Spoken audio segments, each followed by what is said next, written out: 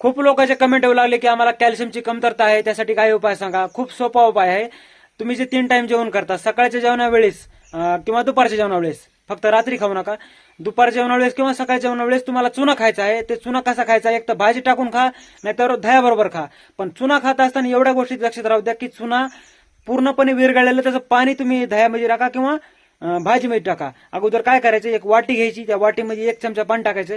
त्या पाण्यामध्ये एवढा गव्हाच्या दाण्या एवढा चुना पूर्णपणे विरघळून घ्यायचा आणि विरघळलेलं पाणी मग दह्यामध्ये टाका, नाही तर मग भाजीमध्ये टाका.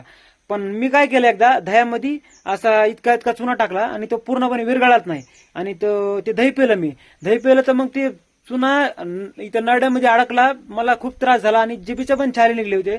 तर तशी चूक करू नका. ते पूर्णपणे विरघळलेलं दह्याचं पाणी बनवा अगोदर आणि ते दह्याचं नाही, चुन्याचं पाणी दह्यामध्ये मिक्स करून खाल्लं तर चांगलं राहील.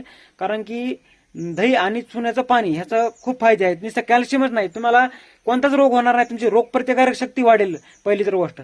आणि तुमच्यापाशी दही अवेलेबल नसेल तर पानामध्ये खा, पण तंबाखूमध्ये खाऊ नका. बरेचसे लोक तंबाखू खातात, तंबाखूमध्ये चुना खाल्ला जात नाही, तो थुकला जातो.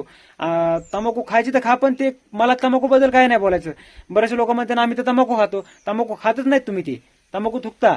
तुम्हाला चुना खायचा आहे, मग पानामध्ये खा, पान चांगलं असतं. तुम्ही म्हणता की आम्हाला व्यसन लावतो का, मग व्यसन नाही लावत. तुम्हाला चुना आहे, तो आयुर्वेदिक वनस्पती आहे ती.